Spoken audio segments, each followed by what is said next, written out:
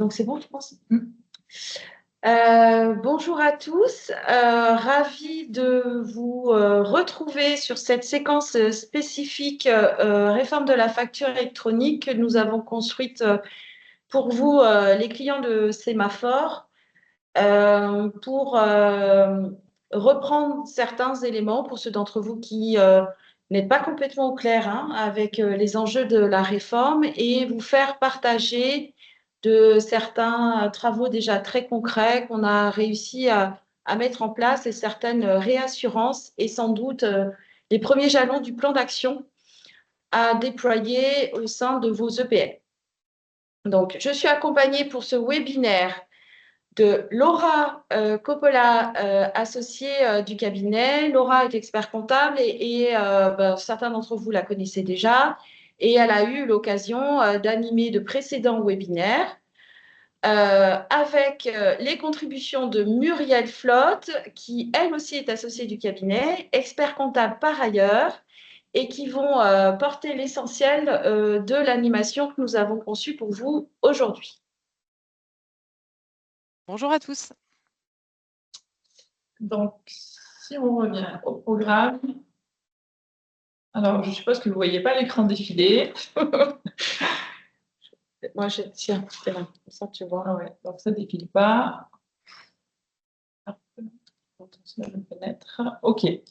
Donc, on va rester sur ce format. Alors, oui, le programme. Donc, on va faire un rappel assez rapide de la réforme, considérant que vous disposez quand même d'un vernis global suffisant, mais il n'empêche rappeler certaines terminologies, préciser certains éléments de calendrier et éléments d'actualité. Une petite séquence un peu plus importante sur laquelle on aura l'occasion aussi d'échanger avec vous au travers de notre support, c'est votre statut, ça c'est très important. Et puis, de façon là aussi déclinée, ce qu'on considère être le bon processus à mettre en place et les délais pour vous préparer à la réforme. Quelques points de logistique. Vous êtes nombreux aujourd'hui et nous sommes ravis. On ne vous voit pas, mais on sait que vous êtes nombreux. Donc, avec Muriel et Laura, on va prendre le point des questions. Donc, vous avez un chat de questions qui est ouvert, qui est à votre disposition. Il est possible, compte tenu du nombre que vous êtes, que nous n'ayons pas la possibilité ni de prendre en compte vos demandes, ni en plus d'y répondre au fil de l'eau du support. Sachez qu'on essaiera en fin de séquence d'apporter certaines réponses qui nous paraissent assez évidentes. Et bien évidemment, comme nous avons pu le faire lors de précédents webinaires, le support vous sera adressé, augmenté d'éléments de réponse qui sont d'ores et déjà connus par nous par rapport aux différentes questions qui seront posées dans le chat. Donc, n'hésitez pas à remonter certaines infos. On va vous inviter à remonter certaines situations que vous rencontrez.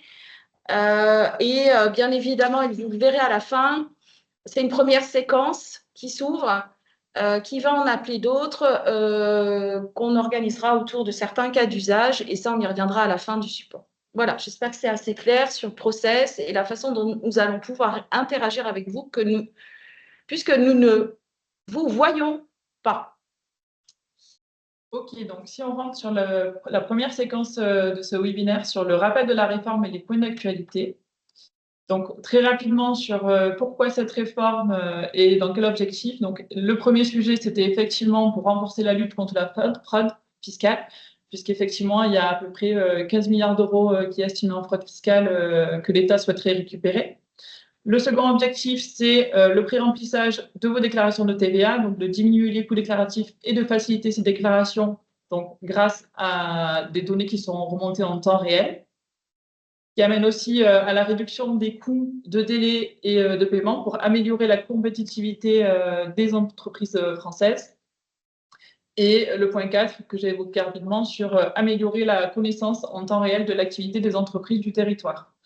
Donc cette réforme, qui est déjà instaurée et dont on parle depuis quelques années et qui est aussi à l'instar de ce qui se pratique déjà dans d'autres pays européens et à l'échelle mondiale. Si on revient également sur les acteurs de la facture électronique, donc on vous a présenté dans le dernier webinaire l'ensemble de ces acteurs en détail, mais si on les repositionne très rapidement, donc vous voyez que ça, c'est le schéma complet de l'ensemble des flux qui va transiter avec cette facture électronique.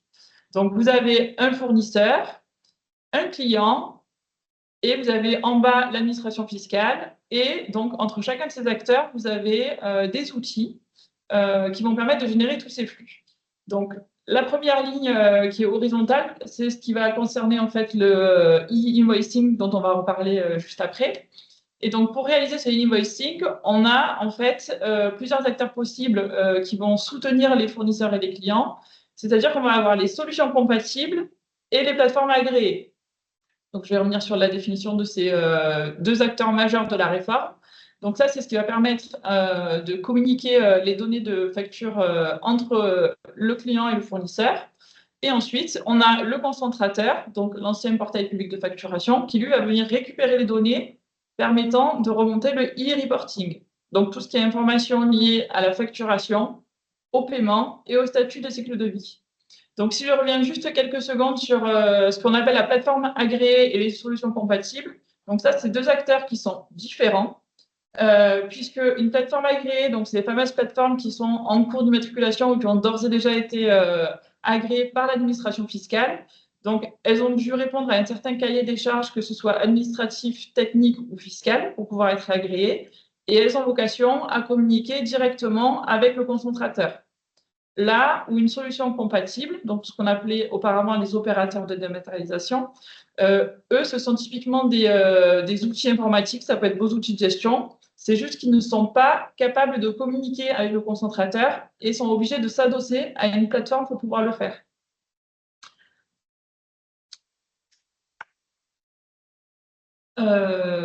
Donc sur ça, je pense que j'ai rien oublié. Juste sur les mentions dans les données de facturation, on y reviendra un petit peu plus tard.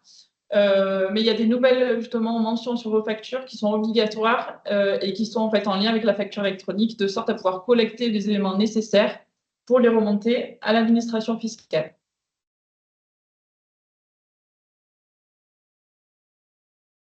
Alors, un petit point fiscal, c'est important de le rappeler pour comprendre en fait l'objet de la réforme de la facturation électronique. Donc, cette réforme, elle va concerner en fait les assujettis à la TVA. Donc, un petit rappel sur les opérations que vous pouvez réaliser dans vos grappes d'EPL. Donc, déjà, pour être dans le champ d'application de la TVA, il faut réaliser des opérations économiques à titre onéreux. Je prends des exemples en les poussant à l'extrême. Une EPL qui ne céderait par exemple que des terrains à titre gratuit se situerait hors du champ d'application de la TVA, donc non assujetti, donc hors du champ de la facturation électronique. Vous pouvez être assujetti, mais si vous êtes assujetti, vous pouvez être redevable ou non redevable. Donc, on prendra des exemples concrets tout à l'heure, mais par exemple, si en tant que vous êtes bailleur social, vous avez un parc immobilier composé uniquement de logements que vous mettez en location auprès de personnes physiques, vous êtes dans le champ d'application de la TVA, donc vous êtes assujetti, donc non redevable, puisque vous réalisez des opérations exonérées. Donc, dans ce cas-là, vous aurez l'obligation de recevoir des factures sous format électronique, mais pas d'obligation d'émettre des factures sous format électronique. Concernant enfin les assujettis, on peut également être sur des opérations taxables de plein droit ou taxables sur option. Donc, c'est le cas, par exemple, de vous, EPL, qui détenez un patrimoine immobilier, par exemple des immeubles tertiaires que vous mettez en location auprès d'entreprises. Ces locations ne seront soumises à la TVA que sous réserve que vous exerciez une option pour la TVA. Donc, dans ce cas-là, si vous êtes sur des opérations taxables, si vous êtes redevable, vous aurez l'obligation de recevoir des factures sous format électronique et également d'en émettre sous format électronique. On reviendra un petit peu plus tard sur des exemples concrets concernant DSI. Alors, slide suivant, du coup, quels sont les changements que ça va impliquer en fait? Donc, Laura a commencé à aborder les sujets. Donc, c'est des redites par rapport à ce qu'on avait pu voir lors des précédents webinaires. Alors, la RFE, en fait, elle porte sur deux éléments. Tout d'abord, vous allez devoir émettre des factures sous format électronique. Donc, un format électronique de facture, c'est un format structuré. Ce n'est pas un PDF. Un PDF n'est pas une facture électronique. Donc, l'exemple le plus courant qu'on va avoir, c'est notamment le format FactureX, qui va être lisible à l'œil nu, donc par l'œil humain. Et puis derrière, on aura tout un ensemble de champs structurés qui pourront être du coup lus par des machines. Donc, obligation d'émettre sous format électronique, obligation également de désigner des plateformes agréées pour envoyer et recevoir les factures. On ne pourra plus transmettre des factures par mail. Et puis également, obligation de remonter des données de cycle de vie des factures à l'administration fiscale. C'est ce que Laura vous évoquait tout à l'heure. Deuxième obligation qui est également importante, les obligations de e-reporting, avec du e-reporting de deux sortes. La transmission du coup des données de transaction lorsque vous réalisez des opérations économiques auprès de non-assujettis ou de sociétés basées à l'étranger, et également l'obligation de transmettre des données de paiement à l'administration fiscale si votre TVA est exigible à l'encaissement. Le calendrier de mise en place de la réforme, Laura va vous le présenter. Il faut savoir que toutes ces obligations, elles ont été reprises dans la loi de finances pour 2026, qui a confirmé du coup l'application de la réforme de la facturation électronique selon le calendrier que Laura va vous présenter.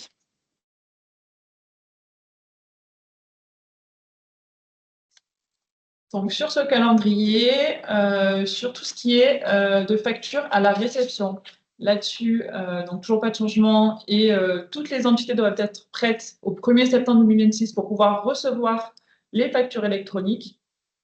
Et en revanche, c'était sur le calendrier d'émission des factures électroniques qui a ce fameux calendrier progressif entre 1er septembre 2026 et 1er septembre 2027.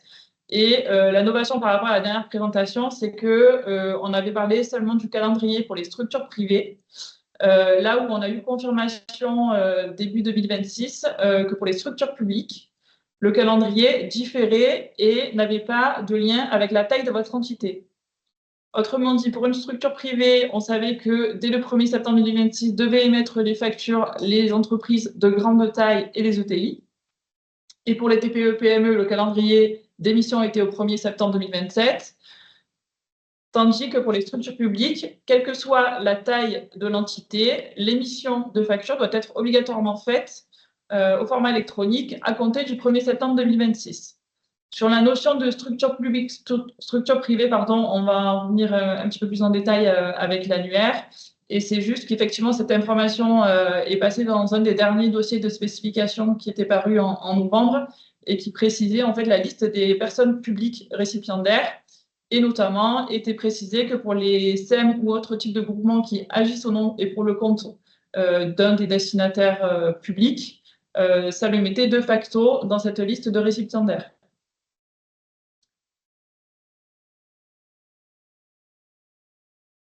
Donc, si on en revient sur les points d'actualité et les nouveautés de la réforme par rapport à ce que vous avez annoncé jusqu'à maintenant. Alors, donc, on est désormais à 110 plateformes qui ont été immatriculées. On a des immatriculations qui sont encore en cours. Et puis, donc, on a eu 2 visuels qui ont été créés pour vous permettre d'identifier les éditeurs ou les prestataires qui sont plateformes agréées et puis les éditeurs ou prestataires qui sont maintenant solutions compatibles. On vous a mis le lien, du coup, pour aller consulter la liste des plateformes agréées. Alors, pour nos clients qui utilisent les outils ProJSM, donc, vous savez que ProJSM, donc, du coup, s'appuie sur la APA Dokun qui, du coup, a bien été agréée, qui figure dans la liste des 110 plateformes. Concernant en fait le calendrier de déploiement, donc on a déjà une phase pilote qui a été engagée à partir du 26 février. Donc certaines sociétés ont été choisies, certaines PA ont également été choisies de façon à tester en fait l'interopérabilité des acteurs et de façon à tester la montée en puissance des échanges puisque tout devra fonctionner à partir du 1er septembre. Concernant l'annuaire, donc vous avez un annuaire Chorus Pro qui va en fait lister en fait l'ensemble des sociétés qui sont concernées par la réforme. Donc on a quand même plus de 11 millions d'entreprises qui sont attendues en réception à partir du 1er septembre. Et quand on consulte l'annuaire, enfin les informations qu'on a eues, c'est qu'on a actuellement 700 000 unités légales, donc 700 000 entités qui ont activé leur plateforme agréée à date. Donc ça ne paraît pas beaucoup par rapport au nombre de plateformes, de sociétés qui sont attendues à partir du 1er septembre. Et puis enfin, on a une hotline qui a été dédiée avec des agents des impôts formés pour répondre aux questions qui sont nombreuses puisqu'on a énormément de cas particuliers. Alors, Laura l'a évoqué, c'est vraiment le point d'information important qu'on voulait partager avec vous, hein. Donc, vous, en tant que structure publique, donc si vous êtes EPL, structure publique, on va voir comment déterminer si vous êtes structure privée ou structure publique. Vous devrez être en capacité d'émettre des factures à compter du 1er septembre 2026, quelle que soit votre taille. En plus de ça, vous aurez l'obligation de réception, mais c'était déjà le cas dans le cadre des présentations qu'on vous avait faites précédemment. Deuxième point important, c'est que si vous êtes référencé comme entité publique donc, dans l'annuaire, vous devrez choisir Chorus Pro en tant que plateforme agréée en émission et en réception, à l'exclusion de toute autre plateforme. Et ça, c'est un point important parce que là où on avait imaginé il y a quelques mois de se dire que pour tel type d'activité, vous auriez plutôt intérêt à vous diriger sur une plateforme ou choisir une autre plateforme pour une autre type d'activité, ce n'est pas possible. Donc, vous devrez forcément rester sur Chorus Pro et donc vous doter des bonnes solutions compatibles pour gérer toutes les situations que la plateforme Chorus ne vous permettra pas de gérer en fait en direct, puisque Chorus Pro a essentiellement quand même un rôle de tuyau pour transmettre en fait les factures d'un point A à un point B. On est en échange permanent avec l'AIFE sur ces sujets, puisqu'on a, et vous avez surtout de nombreux cas d'usage liés à vos activités, et donc on échange avec eux pour obtenir des confirmations quand on a des questions, et pour creuser avec eux les cas d'usage.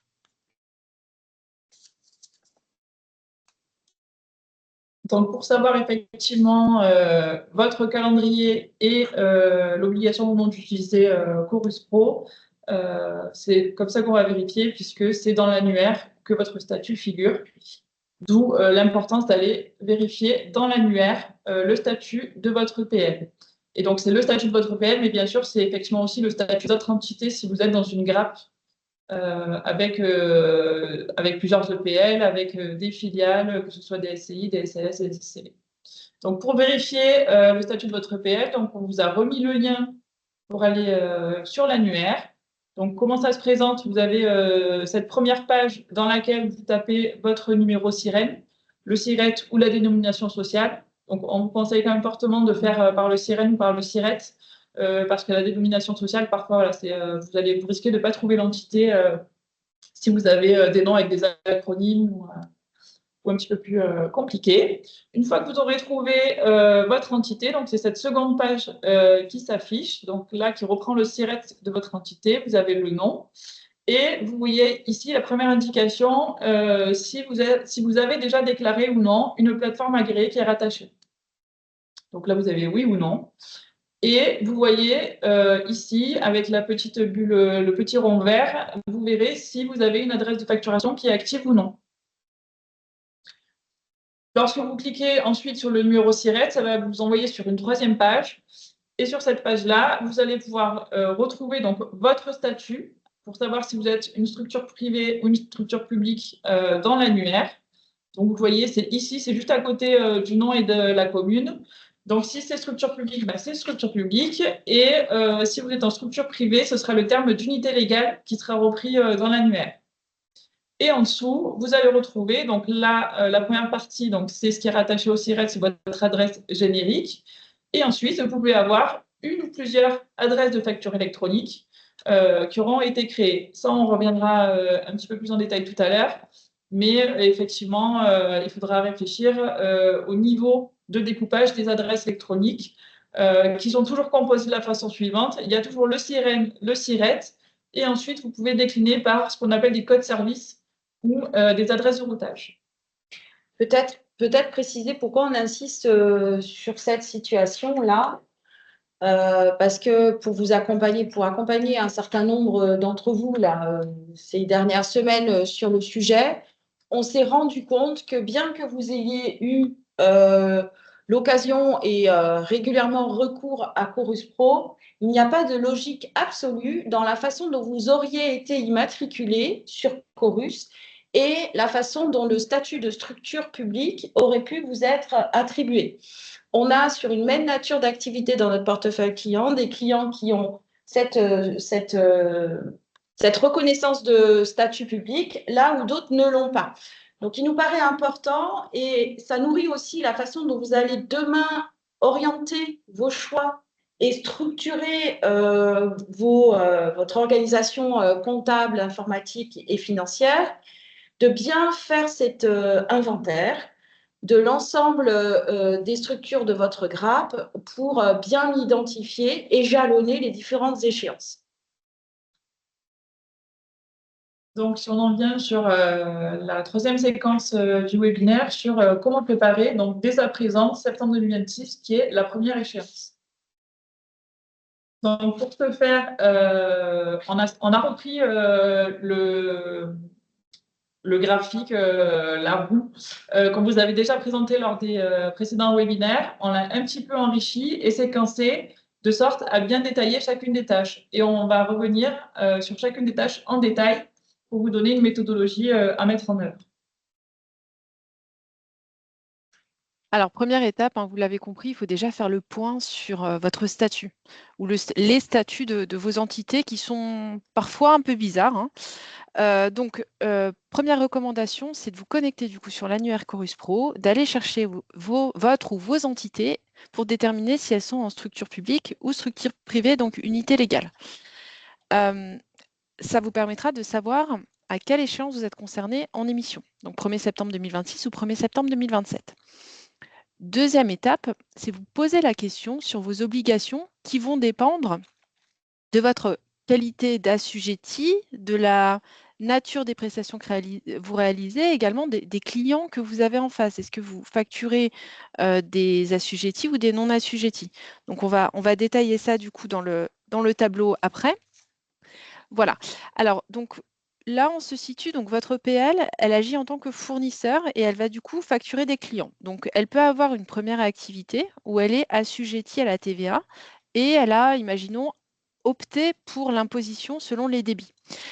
Donc, si votre PL facture des assujettis, elle va devoir émettre des factures sous forme électronique. Si vous facturez des non-assujettis à la TVA, imaginons une collectivité, une association, vous n'aurez pas l'obligation d'émettre des factures sous forme électronique, vous serez sous un format facture libre et vous aurez par contre l'obligation de faire de l'e-reporting transaction. Deuxième cas, votre PL agit en tant qu'assujetti, mais réalise des opérations exonérées. Donc, va, par exemple, facturer des loyers sur des logements. Donc, vous n'aurez pas d'obligation d'invoicing sur cette activité, pas d'obligation de e-reporting non plus. Par contre, bien sûr, l'obligation d'avoir désigné une PA pour réceptionner les factures. Troisième cas, vous êtes un assujetti qui réalise des prestations de services avec la TVA qui est exigible selon les encaissements. Donc, on va se retrouver dans le cas numéro 1, mais en plus de ça, nouvelle obligation de construire le fichier de e-reporting paiement cette fois. Et enfin, dernier cas, vous êtes d'un non-assujetti, vous êtes complètement hors du champ de la TVA, vous n'avez pas d'obligation de désigner une plateforme ni d'émettre des factures sous format électronique, ni en émission, ni en réception. Alors, on a pris des exemples concrets dans le slide suivant pour vous détailler, par exemple, une grille d'analyse pour une SCI. Donc, premier cas, on serait dans le cas, mais qui est quand même assez rare chez vous, d'une SCI qui mettrait du coup à disposition à titre gratuit un bien immobilier à ses associés. Donc, bon, cas qui ne risque pas de se présenter compte tenu de vos activités, mais bon, passons, c'est juste pour l'exemple. Donc là, on se situerait hors du champ d'application de la TVA, donc pas d'obligation de désigner une plateforme, pas d'obligation d'émettre des factures sous format électronique. Deuxième cas, donc là, nombreux d'entre vous se reconnaîtront, notamment les bailleurs sociaux. Vous réalisez du coup de la location de locaux nus à usage d'habitation, donc vous n'avez pas d'obligation en termes d'émission, pas d'obligation en termes de e-reporting, par contre, une obligation de désigner une plateforme en réception. Troisième cas, vous réalisez du coup de la location de locaux meublés à usage d'habitation, vous avez également une obligation de réception, mais pas d'émission. Par contre, si vous réalisez du coup dans le quatrième cas des opérations de location de locaux meublés avec prestation para-hôtelière, donc les 3 services sur 4 à minima, à ce moment-là, vous serez pleinement dans le champ de la réforme. Donc, à la fois obligation d'émission, obligation de réception, et puis également construire le e-reporting transaction et données de paiement. Cinquième cas, vous mettez en location des locaux nus à usage professionnel sans avoir opté pour la TVA. Donc, pas de courrier d'option à la TVA. Donc, à ce moment-là, vous aurez l'obligation de recevoir des factures sous format électronique, donc d'avoir désigné une PA en réception, mais pas d'autres obligations complémentaires par rapport à l'émission. Le cas suivant, et qui est le plus courant chez vous, quand vous mettez en location des locaux tertiaires auprès de sociétés, de façon à pouvoir récupérer la TVA, vous aurez très souvent opté vous-même à la TVA. Donc à ce moment-là, vous serez pleinement dans le champ de la réforme et vous devrez émettre des factures sous format électronique et puis générer les 2 fichiers de e-reporting. Ce sont les mêmes cas. Si vous mettez en location des locaux aménagés à usage professionnel, là vous êtes de plein droit. Donc dans le champ d'application de la TVA, vous êtes redevable de plein droit. Et de la même manière, si vous mettez en location des places de stationnement et qu'elles ne sont pas attachées à un bien dont la location est exonérée, vous êtes pleinement dans le champ de l'application de la TVA et donc pleinement dans le champ de la réforme de la facturation électronique.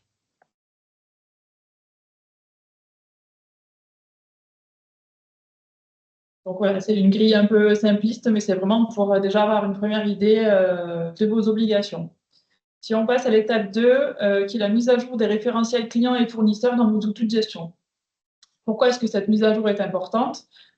Puisque, on vous l'a rappelé donc en préambule, de nouvelles mentions sont obligatoires sur les factures, donc notamment en lien avec l'arrivée de la facture électronique. Et pourquoi? Pour permettre justement de remonter les éléments nécessaires que Muriel vient de partager sur tout ce qui est e-reporting de transactions et de paiement. Donc sur ces nouvelles mentions obligatoires sur les factures, on avait donc normalement le sirène du fournisseur qui figurait déjà sur la facture, mais là on va également rajouter le sirène du client, pardon, et s'il a un code service ou une adresse de routage pour justement donc savoir entre qui et qui la transaction a eu lieu. Ensuite, dans les autres informations obligatoires, on va avoir la nature de l'opération qui est facturée. Donc, est-ce que c'est une livraison de biens? Auquel cas, on va être sur les débits, donc juste le e-invoicing va suffire. Ou est-ce qu'on est en prestation de service? Ce qui va permettre après d'ailleurs de déclencher du e-reporting de paiement. La troisième mention obligatoire, donc, c'est s'il y a une option pour le paiement de TVA d'après les débits. Donc là encore, ça va permettre d'agir sur le e-reporting de paiement. Et enfin, de rajouter l'adresse de livraison des biens si jamais elle est différente de celle du client. Donc pourquoi c'est important? Puisqu'en plus, sur la plupart de vos entités, comme vous travaillez avec des outils de gestion, vous utilisez toutes ces coordonnées qui sont liées au tiers dès l'émission du bon de commande. Donc c'est vraiment important de renseigner dans vos bases tous ces éléments et pour que tout ça soit mis à jour. Et en parallèle, ça va également permettre de sécuriser le processus financier pour l'émission de factures en lien avec la piste d'audit fiable, puisqu'on vous rappelle que depuis 2013, il y a une obligation d'établir une piste d'audit fiable, c'est-à-dire donc de garantir des contrôles qui permettent de vérifier l'authenticité et l'intégrité d'une facture. Donc, on ne va pas rentrer plus en détail dans tout ce qui est piste d'audit fiable et mention obligatoire sur les factures, mais on vous a remis en haut à droite dans l'encadré les liens sur les flash infos qu'on a fait en 2024 sur ces 2 sujets-là. Et du coup, pour refaire le lien donc, avec vos outils de gestion, donc comment vous devez procéder pour mettre à jour ces référentiels clients et fournisseurs dans vos outils de gestion? Déjà, vous pouvez repérer tous les tiers qui ne sont pas actifs depuis au moins 2 ans. Donc, ça vous permettra déjà d'écrémer une partie de votre base. Ensuite, de compléter pour chacun de ces tiers les informations qui sont nécessaires. Donc, à minima, les sirènes et les adresses. Un autre travail qui va être important, une autre tâche, ça va être de lettrer vos comptes de tiers. Puisque si ce n'est pas fait à aujourd'hui, ça sera en fait le point de départ demain pour construire le e-reporting de paiement. Donc, si vos tiers ne sont pas propres dès à présent, ça risque de perturber le e-reporting futur quand vous serez obligé à partir du 1er septembre 2026 ou 2027 de le réaliser. On vous conseille également de vous rapprocher de vos éditeurs de solutions de facturation, donc pour ceux qui en ont un, pour effectivement vérifier s'ils ont bien prévu de développer les champs de facturation et rajouter les nouvelles mentions obligatoires. S'assurer que les factures qui vont vous permettre de générer seront bien au format électronique. Donc, Muriel parlait tout à l'heure du format socle et notamment du FactureX. et aussi de recueillir leurs recommandations sur la création et le paramétrage de vos fiches clients dès lors qu'on a dit que le client, ou vous d'ailleurs, mais donc là dans le cas du client, peut disposer d'une ou de plusieurs adresses de routage dans l'annuaire. Et ensuite, on vous préconise, donc alors pas dans l'immédiat puisque tout n'est pas encore prêt, mais à l'horizon début d'été, de communiquer avec vos tiers, donc que ce soit avec vos fournisseurs ou avec vos clients.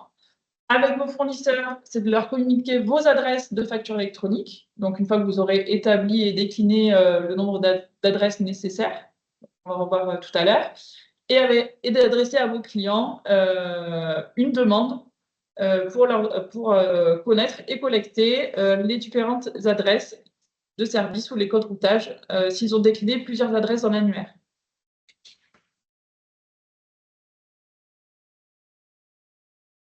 Donc, pour continuer avec les outils, donc Laura a évoqué certains outils, notamment d'émission de facture. Je rappelle que dorénavant, vos partenaires prestataires auront apposé le petit logo qui va bien, vous permettant d'une part de vous assurer qu'ils sont en capacité d'émettre les factures selon le format que Muriel et Laura viennent de présenter.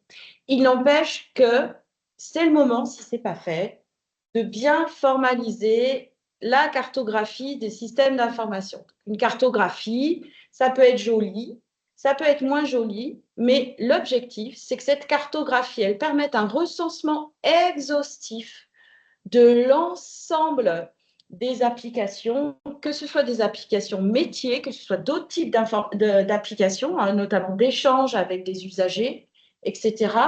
Et l'ensemble des connexions, représenter l'ensemble des connexions et des flux avec l'extérieur et inter-outils. C'est très important parce que ce recensement des logiciels et des applications va permettre aussi de nourrir votre réflexion sur des fonctionnalités que vous n'auriez pas déjà activées dans certains d'entre eux, mais également identifier les connexions qui doivent impérativement être déployées, voire préservées, quand il s'agit de préserver des chaînes d'automatisation dans votre chaîne administrative et comptable, par exemple. Et bien flécher l'ensemble des processus, qui soient manuels, qui soient avec l'intervention de votre DSI, voire externe, qui reposent sur ces outils. La carto, elle peut être faite en bloc au sein de votre organisation, mais idéalement, essayez de la pousser avec ce qui provient de l'extérieur et ce qui va vers l'extérieur, hein, les flux entrants, les flux sortants, qui permettra de jalonner des points de contrôle à faire dans le cadre de ce projet de réforme de facture électronique qui, je le rappelle, hein, comme présentait Laura en préambule, c'est aussi l'occasion de moderniser et de revoir vos processus de gestion interne. Donc, les questions auxquelles répondre avec votre carto, les différents outils. Donc, vous l'aurez compris, il faut vraiment être exhaustif. Hein. Il nous arrive parfois de découvrir des outils en intervenant à vos côtés.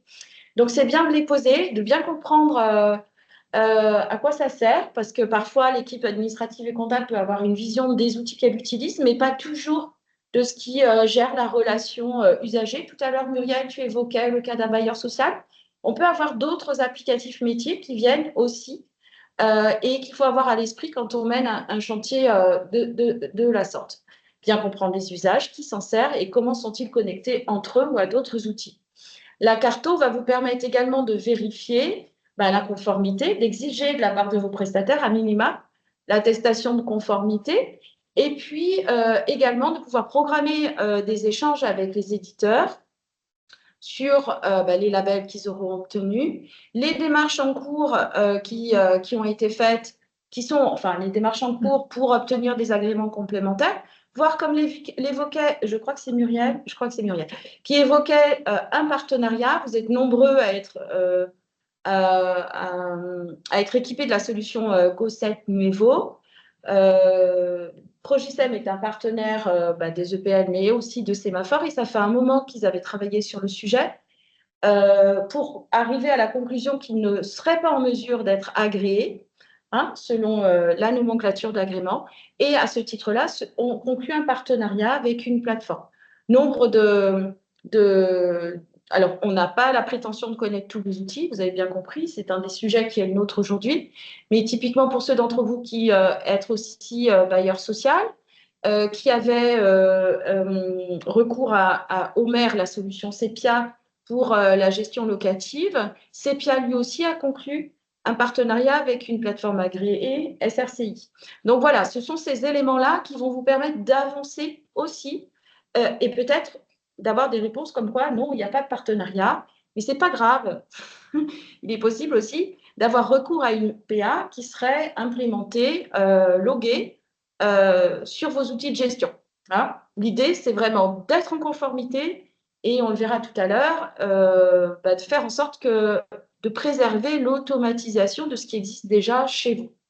Hein, puisque un des engagements qui a été pris par les 110 plateformes agréées, c'est bien, et ça faisait partie du cahier des charges de l'AFNOR, de garantir l'interopérabilité des solutions entre elles. Donc, bien évidemment, c'est le moment de vous pencher sur cette question. Donc, comment faire une cartographie de systèmes d'information? Donc, il peut y en avoir des très simples comme celle-ci. C'est juste un recensement d'outils et on vous mettra une représentation dans le support qu'on vous enverra d'une cartographie qui représente des flux. Bien souvent, bon là, on s'adresse plutôt à nos clients DAF, responsables comptables. On n'a pas effectivement élargi les invitations à l'ensemble des directions ou des prestataires de vos EPL. Mais bien souvent, vous pouvez vous appuyer bien évidemment sur votre DSI, hein, qui doit l'avoir, hein, et de façon très, très, très détaillée en termes de flux entre les infras, entre les différents logiciels, voire votre prestataire informatique quand vous n'avez pas la taille critique vous permettant d'avoir une DSI. Hein, ça, c'est important pour bien reprendre le chemin de ces outils et de bien comprendre comment ils agissent entre eux.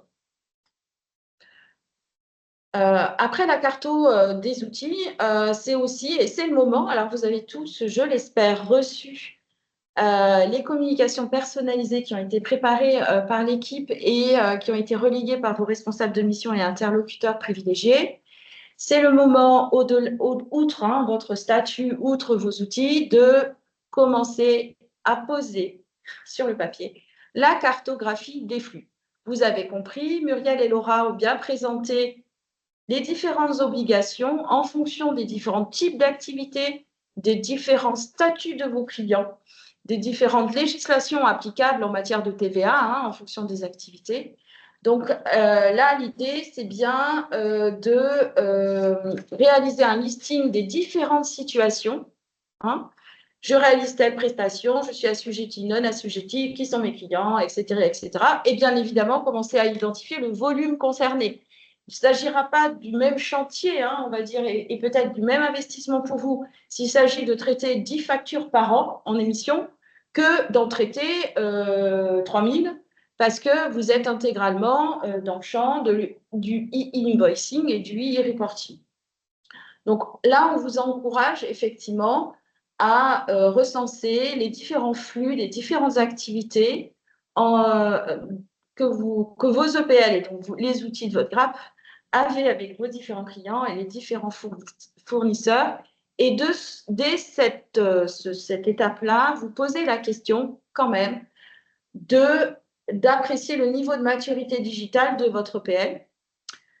Là, on enfonce une porte ouverte, mais je pense que c'est vraiment maintenant qu'il faut se reposer des questions pour poser, là aussi, formaliser la cible des processus qui seraient à redéfinir et jalonner les différentes étapes d'un plan d'action à mettre en œuvre pendant le semestre, les 7 mois qui arrivent. Donc, comment on identifie les flux? Donc, on a repris les éléments qui étaient dans nos communications. Les natures des flux, parce que comme l'a montré, comme on l'a commenté au travers de la SCI, vous avez vu plusieurs situations, plusieurs croix, etc. Mais forcément, si on fait un webinaire pour les EPL, c'est parce qu'en fait, vous avez la chance d'avoir multiples activités. Et donc, nécessairement, là, c'est d'aller un petit peu plus loin sur chaque nature d'activité qui sont les vôtres. Voilà, les flux sortants, quelles sont la nature des flux? Et on a commencé à vous mettre en visibilité quelques tableaux qui vous permettraient peut-être de commencer cet inventaire. Voilà, la nature des flux, le régime fiscal au regard de la TVA, comment vous générez vos factures, est-ce qu'on a un outil de facturation qui est intégré à la comptabilité? Est-ce que vous devez avoir recours à une API ou à une moulinette faite par votre service informatique pour intégrer des flux? Tout un tas de sujets qu'il convient vraiment de poser, ce qui permettra d'identifier vos spécificités, de les raccrocher aux fameux cas d'usage sur lesquels on va revenir tout à l'heure pour vous dire un peu ce sur quoi travaille l'administration, puis l'ordre des experts comptables aussi, hein, qui alimente beaucoup nos réflexions, puisque ces cas d'usage nécessitent des traitements spécifiques. Voilà, donc nous, bien évidemment, vos équipes, vos référents mission chez Sémaphore, on peut vous aider à faire ça, mais c'est clair que sans vous, on ne pourra pas le faire.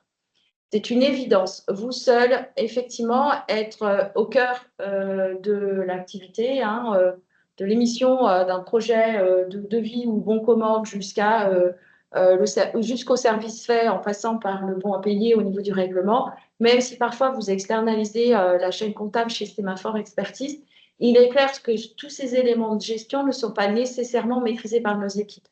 Donc, effectivement, cette cartographie, on peut vous aider à la formaliser, mais en coproduction avec vos équipes, bien évidemment. Pour aller plus loin sur une carto, donc ça, je vais passer assez vite, mais c'est pour vous dire un peu, voilà. Donc, il manque les quatre colonnes de ce qui a été commenté pour les SCI, hein, Muriel, avec dans le champ, pas dans le champ, e-reporting, hein, mais l'idée, c'est de quantifier et d'identifier si vous êtes concerné. Typiquement, comme je le dis, vous avez la chance de de proposer de nombreuses prestations à vos collectivités et à vos usagers. Voilà, des prestations de services, des missions d'assistance à maîtrise d'ouvrage, bien évidemment les concessions qui sont dans les 3 petits coins, mais pas que, des opérations de mandat, hein, qui nécessitent là aussi certains réflexes. Et puis, on y revient, les loyers soumis, les loyers non soumis, et les activités de cession immobilière, mais aussi de syndic. Nombre d'entre vous avez dans votre portefeuille d'activité des missions qui vous sont confiées de mandats de gestion immobilière, par exemple, ou même quand vous êtes bailleur social, vous réalisez, ce sont des activités qui se développent, hein, ces missions de syndic solidaire ou pas, qui nécessitent là aussi d'avoir une bonne connaissance des métriques. Là, on est vraiment sur des sujets de métriques. Voilà, quand on parle de facturation, comme je le disais tout à l'heure, est-ce que c'est 10 factures par an ou est-ce qu'on est sur 3000 factures par an? Est-ce que mes clients sont des assujettis, des non-assujettis, des particuliers, ou sont-ils plutôt des assujettis? Quels sont les outils avec lesquels j'établis mes factures? Et est-ce qu'il y a des particularités, notamment des modules qui seraient complètement intégrés, interfacés avec mes logiciels comptables? Tout ça va vous permettre, voilà. Donc, il y a plusieurs façons de représenter des cartographies de flux. Effectivement, donc là, c'est une illustration hein, pour la gestion locative. Comment ça se passe? Donc, c'est une façon d'illustrer. Il y a d'autres façons d'illustrer avec des logigrammes beaucoup plus précis, en identifiant ce qui relève d'un flux, ce qui relève d'une validation, ce qui relève d'un contrôle. Là, c'est une cartographie qui est issue d'une représentation des process d'un cycle de gestion locative avec 3 actions qui ont été identifiées en matière notamment de toutes les actions principales, les points de contrôle, les documents et la transmission des flux. Là, c'était dans le cadre d'une mission de piste d'audit fiable, mais c'est tout à fait ce qu'on rencontre dans l'intégralité des missions ou de la façon de formaliser les processus dans votre organisation. Enfin, troisième volet, hein, les outils, les flux, et puis apprécier le niveau de maturité de votre EPL en matière de digitalisation. Donc là, on prend un cas très répandu, me semble-t-il, pas exhaustif, hein, puisque nombre d'entre vous avaient déjà des outils hein, de facturation. Mais là, typiquement, vous voyez, dans les logiciels, n'oubliez pas dans votre carto hein, de rajouter Word et Excel, parce qu'il me semble que c'est quand même ça fait partie des outils principaux aujourd'hui qui sont utilisés par vos équipes. Donc, voilà, typiquement, là, on est sur une entreprise qui crée ses factures avec Word. Parfois, c'est Excel qui permet de vérifier les totaux et les sous-totaux. On a encore du Word et on convertit en PDF la facture pour l'adresser soit par mail au client, soit voir l'adresser par courrier postal, puisque ce sont encore des usages qu'on observe. Parfois, vous avez mis en place des chronos, un chrono centralisé au sein, un chrono unique au sein de l'EPL ou de l'entité. Hein. Chaque fois qu'on dit EPL, ça peut être vous, EPL, ça peut être chacune de vos structures projets. Ça, c'est quand ça existe. Parfois, il existe plusieurs chronos par service, etc. Posez-vous les bonnes questions, puisque dans cette situation, vous l'aurez compris, déjà, en termes de fonctionnement classique, forcément, on est sur des fonctionnements manuels qui sont peu sécurisés, qui présentent des risques d'erreur. Et bien évidemment qu'en lien avec cette réforme de la facture électronique, si on continue à préparer les factures et les émettre d'un Word converti à PDF, vous l'aurez bien compris, avec ce que viennent de vous rappeler Muriel et Laura, qu'on ne sera pas conforme. Alors, nécessité de s'équiper d'un outil de facturation dans le plan d'action, ça, c'est quelque chose qu'il faut avoir en ligne de mire. Il est possible que vous en ayez d'autres ailleurs dans le cadre des logiciels, d'où la cartographie à faire, pour voir si vous n'avez pas de module qui pourrait servir à la facturation de votre entreprise. Dans les processus, on constate, on a formalisé le logigramme et on voit qu'il y a un envoi manuel des factures au client et qu'en plus, les factures qui sont converties en PDF sont archivées sur un disque dur, parfois sur un réseau. Vous avez déployé, vous êtes nombreux à avoir déployé des GED à ce jour. Hein. Voilà, c'est ça qu'il faut identifier. Dans le cas d'espèce on a tiré le trait, hein. Bien évidemment, on est plutôt en présence en termes de maturité digitale, un cycle de vente qui est partiellement numérisé, avec un écart notable avec l'envoi physique au client, notamment quand on met sous enveloppe et qu'on envoie par la voie postale. L'automatisation dans ce cas, hein, qui est purement théorique, il n'y en a pas, c'est pas très compliqué. Aucune étape du cycle, ni l'envoi du client, ni l'archivage n'est automatisé, encore moins pour l'intégration en comptabilité. Donc, les processus reposent sur des actions manuelles qui augmentent les risques d'erreur et de délai. Voilà, l'efficacité visée et rappelée par Laura en préambule de la présentation de cette réforme, on a encore du chemin à faire. Et il y a des risques d'erreur, des risques aussi de détournement et d'autres types de risques que vous pouvez avoir à l'esprit en vous disant, voilà, grâce à ce chantier, on va essayer de digitaliser, d'automatiser un maximum de flux pour obtenir voilà, cet objectif de fiabilisation et de sécurisation des échanges de données et également de leur traduction dans les comptes de vos entreprises. Et dernier point qui est important aussi, risque de perte de données et d'altération, qui est un point important aussi qui est rappelé dans cette réforme, hein, avec ces notions d'archivage de données que doivent vous permettre vos outils. Donc typiquement, sur ce cas, OK, outils de facturation. Et puis ensuite, sur les processus, il ne faut plus qu'on envoie les factures par courrier ou par email. Si jamais vous avez externalisé votre comptabilité à Sémaphore, c'est terminé, les envois de factures par mail au cabinet et effectivement réfléchir sur la façon d'archiver vos données avec des solutions conformes aux enjeux de la réforme. Voilà de façon assez illustrante, un peu avec le trait grossi, hein, j'en conviens, mais de comment vous pouvez avancer sur le diagnostic de maturité de vos organisations.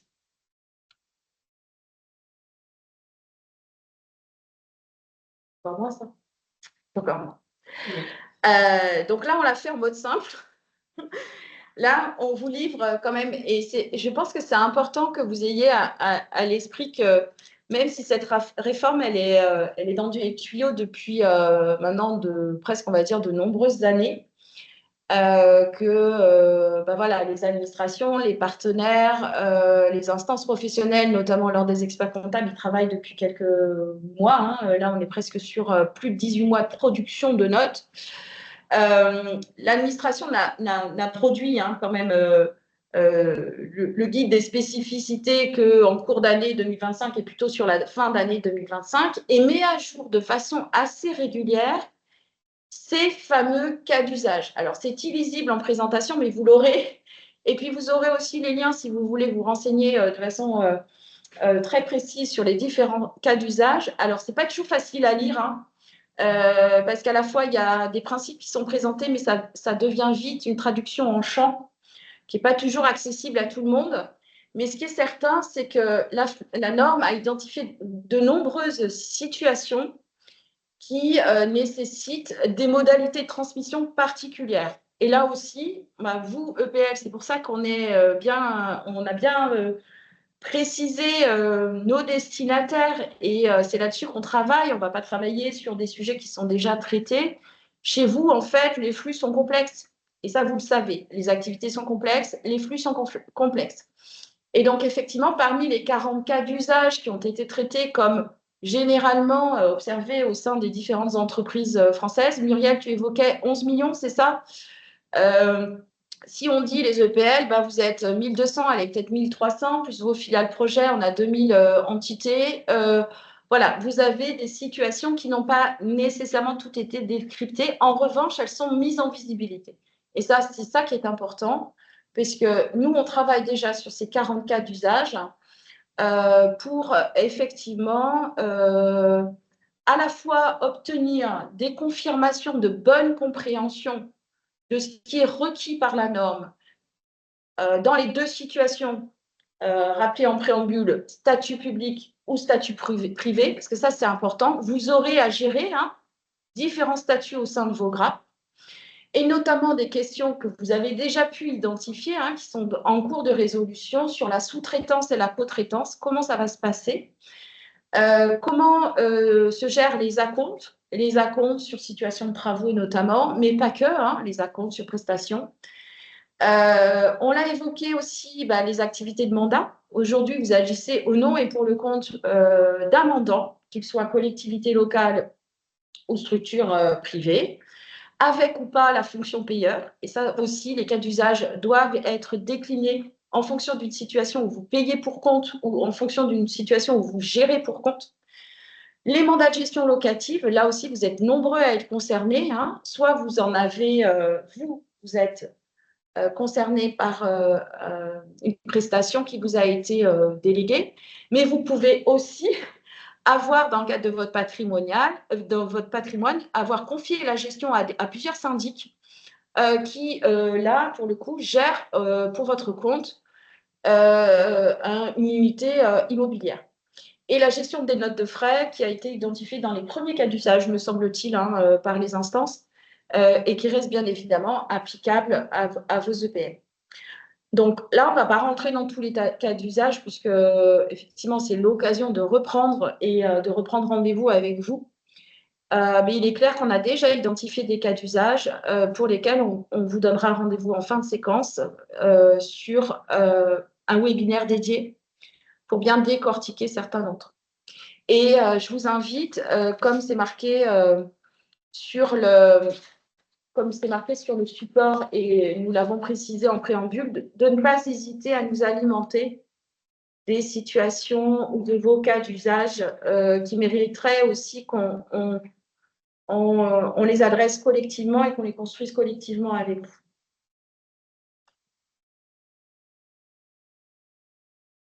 OK, donc sur la fiabilisation des processus, et là, c'est la boucle qui se boucle. Les différentes étapes précédentes, et notamment la cartographie applicative, ensuite la cartographie des flux, va vous permettre d'abord de bien déterminer les cas d'usage concrets appliqués à votre entité et de réinterroger vos pratiques actuelles au regard des obligations futures de la RFE. Donc, on a parlé des outils, on a parlé des interfaces. Est-ce que c'est quand même l'occasion aussi d'automatiser certains processus d'intégration qui ne le sont pas.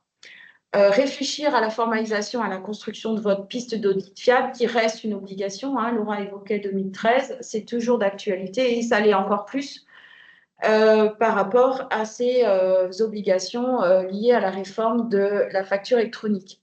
Fiabilisation des processus et organisation, là, c'est aussi comment vous allez, une fois que vous avez bien cartographié, bien identifié vos services, vos différentes activités, vos différents outils, rebalayer, voire créer, parce qu'une certaine partie de nos clients n'ont pas encore d'adresse dans l'annuaire, des adresses dans l'annuaire. Quand on parle d'adresse, ce n'est pas une adresse postale, hein, on est bien sur ce que montrait Laura sur la slide statut dans le portail Chorus Pro.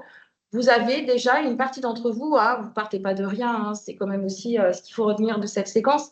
Vous avez plusieurs adresses dans l'annuaire. Vous avez parfois des adresses qui ont été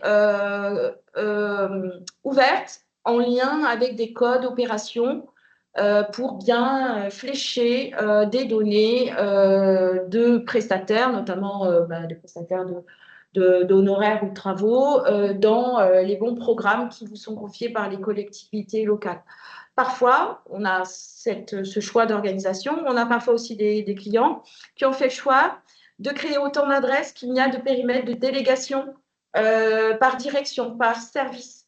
J'ai une adresse services généraux, j'ai une adresse gestion locative, j'ai une adresse investissement. Voilà, vous pouvez avoir tout un tas d'adresses qui seraient liées là, certes à vos activités, à vos outils, mais aussi à la façon dont est organisé votre PL en termes de processus de validation et tout ce qu'on appelle le workflow de validation, qui commande, qui a délégation pour valider tel niveau d'investissement, etc.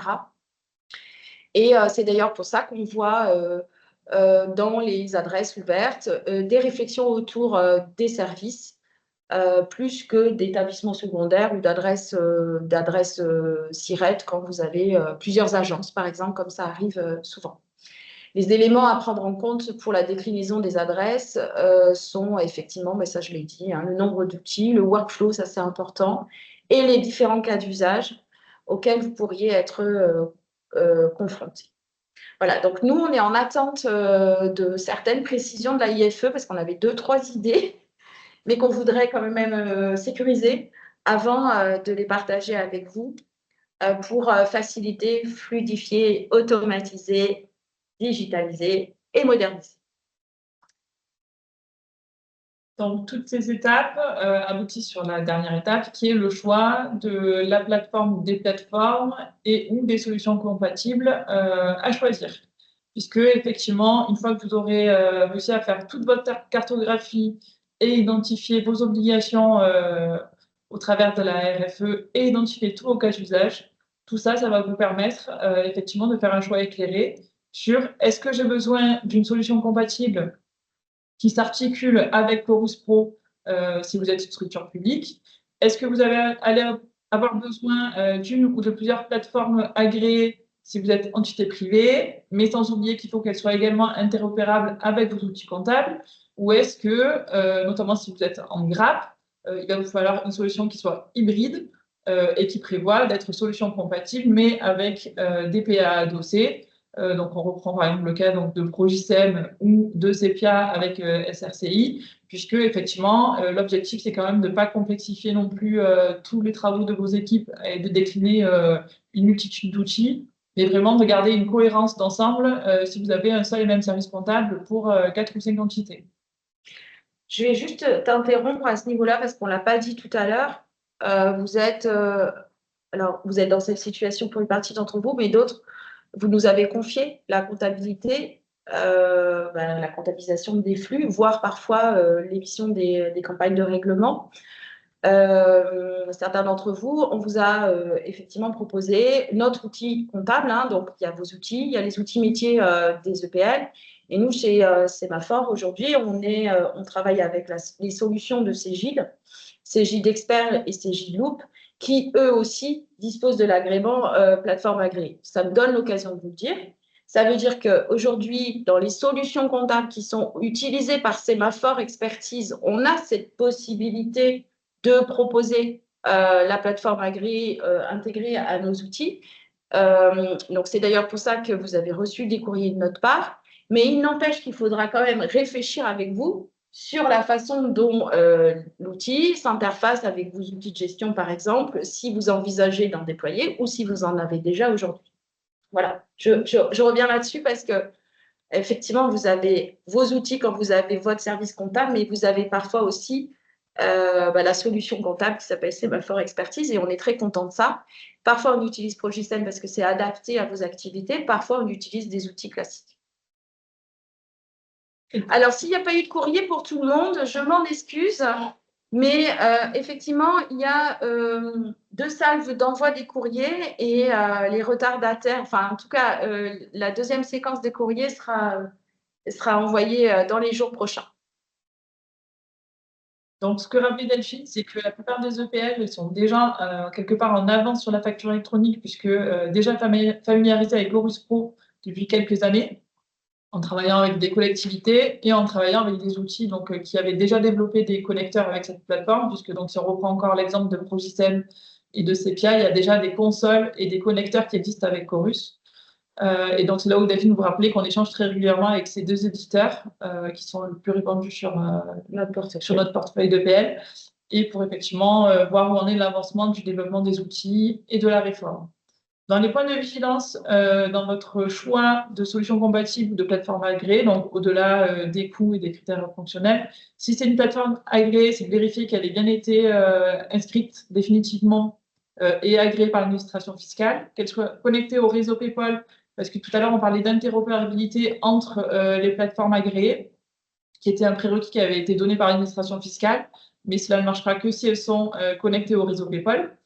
Ensuite, de bien vérifier donc l'interopérabilité entre vos différents outils, notamment si vous êtes en multi-activité. Donc, est-ce qu'il y a bien une interface qui est faite avec la comptabilité pour éviter d'avoir à faire la ressaisie et les imports, hein. C'est quand même l'objectif de cette réforme de limiter tout ce qui est saisie manuelle et import non automatique, et de vérifier que vous puissiez sortir un e-reporting attendu par l'administration fiscale et conforme. Il faut également que vos outils, donc que ce soit solution compatible ou plateforme agréée, puissent couvrir vos cas d'usage que vous devrez détecter et cartographier, puisque l'ensemble des plateformes agréées et solutions compatibles ne couvrent pas tous les cas d'usage. Donc, c'est bien à vérifier. Et comme vous en avez de nombreux, voilà, donc ça, c'est vraiment un point d'attention qu'il faut vérifier. Et un autre critère qui n'est pas écrit ici, c'est aussi vérifier la possibilité d'ouvrir l'accès aux solutions compatibles ou aux plateformes agréées à des tiers, puisqu'on a parlé dans les différents cas d'usage, notamment tout ce qui était gestion locative ou mandat. Et dans ce cas-là, il y aura l'intervention d'un tiers et il faudra que ce tiers, à un moment donné, puisse récupérer des informations. Donc ça, c'est également un point essentiel. Donc, vous aurez compris, il y a vraiment donc, ce qui est facture électronique entre 2 assujettis très simples, il n'y a pas de sujet, ça se fera quasi automatiquement. En revanche, il y a tous ces cas un peu particuliers, donc qui font l'objet de cas d'usage.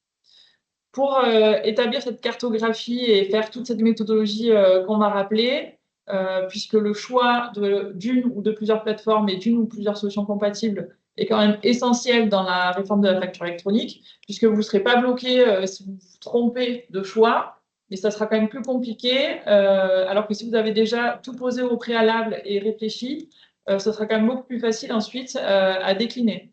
Donc, pour pouvoir choisir un outil en prenant en compte bien tous ces critères-là, donc ce qu'on vous préconise, c'est bien entendu de mettre en place une démarche projet, de désigner un chef de projet, donc qui peut être la direction administrative et financière ou le secrétariat général, par exemple, et d'identifier des contributeurs, donc notamment une DSI si vous en avez, puisque ça fera le lien avec tous vos outils, les différentes directions opérationnelles, puisqu'elles sont au cœur du démarrage de l'activité et de l'ensemble des flux, un membre du CODIR, et ensuite associer des référents que vous aurez identifiés. Et un point qu'on tenait à souligner, c'est qu'effectivement, cette équipe projet, elle doit mettre en place une démarche qui est globale au niveau de l'EPF, donc des autres entités, mais cette démarche, elle doit bien être globale puisqu'elle doit tenir compte de l'ensemble des métiers que vous réalisez. Donc, notamment pour les multi-activités, c'est très important puisqu'il ne faut pas avoir une réflexion, on va dire direction par direction, mais bien une réflexion qui soit globale.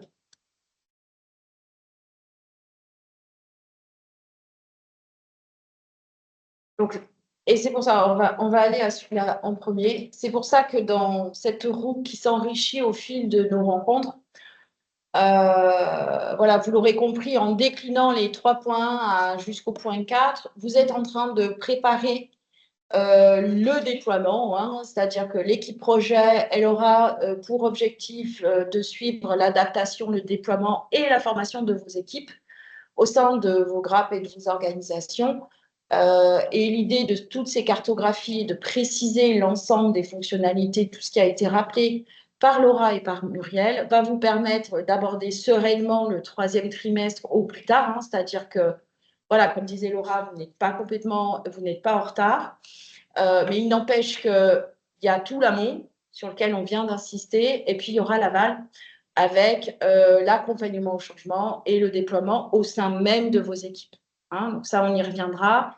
Et pour prendre rendez-vous avec vous, parce que pour l'instant, il n'y a pas de date, donc le teasing est insupportable, mais nous nous sommes voilà, engagés et on va vous donner une date très rapidement. On a plus ou moins identifié la semaine, il manque le créneau, à vous donner un premier rendez-vous sur 3 cas d'usage, parce qu'effectivement, là, on va rentrer un peu dans le dur et bien vous permettre de bien comprendre ce que ça va changer par rapport à votre mode de faire actuel. Sur la gestion des acomptes, on en a parlé tout à l'heure, la sous-traitance, la co-traitance et la gestion locative pour compte, qui sont les 3 premiers cas d'usage sur lesquels on souhaite vous donner rendez-vous pour dans quelques semaines. Ce ne sera pas très loin, mais ça nous permet, nous aussi, de garantir d'avoir des réponses à des questions, des petites précisions qui sont encore en attente. Dans le chat, on a eu une question qui nous redemande de préciser ce qu'on entend par lettrer les tiers avant de mettre fin au webinaire. Donc, c'est tout simplement de reprendre vos tiers fournisseurs et vos tiers clients et de lettrer les factures avec les règlements. Puisque, effectivement, le e-reporting de paiement, ce sera d'indiquer les règlements qui ont été effectués et rattachés à une facture. Donc, dans les logiciels comptables, il y a des fonctionnalités qui permettent justement de lettrer les tiers, qui permettent au 1er janvier d'un exercice qui s'ouvre de ne plus avoir dans un compte de tiers que les factures qui ne sont pas payées ou parfois des acomptes qui n'auraient pas été imputés sur des factures et d'éviter de reprendre en historique tout un tas de flux. Donc, il y a des logiciels aujourd'hui qui sont parfois utilisés par nos EPL qui ne permettent pas d'avoir un lettrage efficient. Typiquement, ça fera partie des questions à poser avec les éditeurs pour pouvoir lancer des campagnes de lettrage pour faire en sorte que des situations à l'ouverture soient expurgées de flux historiques. Alors, oui, bien évidemment. Alors, pour finir sur cette bonne parole, quand vous nous avez fait l'honneur et la confiance de nous confier la comptabilité, nos équipes, et je peux vous confirmer que ça fait partie des processus et des procédures de travail, les équipes de sémaphore procèdent au lettrage des tiers. Oui.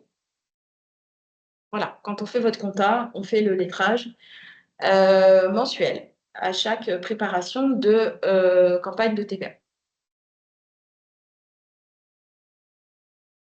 Sur la question de gestion des acomptes, est-ce qu'on entend les appels de fonds auprès des collectivités? Ça, non, ça, c'est un autre cas d'usage. Ça fait partie du cas d'usage qui s'appelait facture dans le cas d'un mandat. Mais ce sera le PL2. Les cas d'usage nécessitent qu'on se pose un petit peu...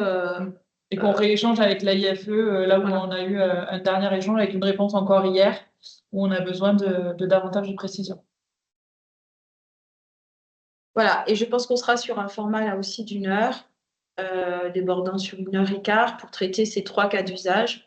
Et à l'occasion du Save the Date du rendez-vous 1 sur les cas d'usage, on vous adressera d'ores et déjà la date retenue pour le Save the Date cas d'usage numéro 2. Et n'hésitez pas, par l'intermédiaire, je le rappelle, de vos interlocuteurs privilégiés au sein de nos équipes, de partager sur les questions que vous vous posez par rapport à certaines situations. qu'on n'a pas encore évoqué rapidement aujourd'hui. Voilà, je pense qu'on touche à la fin de la séquence. Donc, sur une question, est-ce qu'on aura le support papier et vidéo? Oui, le support sera adressé à l'ensemble des participants. Et pour ce qui relève de l'enregistrement, donc moi j'ai vu qu'il y avait quelqu'un qui avait lancé l'enregistrement. Je pense que nous, au sein de l'équipe, voilà. Merci Inès. Merci à Inès qui est en back-office d'ailleurs. J'ai présenté Laura et elle, et pas Inès. Donc Inès qui nous a aidés sur le plan de la logistique avec l'aide de Laurence Bouvier qui s'occupe aussi des sujets marketing pour nous, me garantit que le replay sera possible. En tout cas, on vous remercie à tous de votre participation et de votre présence nombreuse. Et n'hésitez pas à nous remonter vos questions. Merci beaucoup, bonne journée à tous et à bientôt.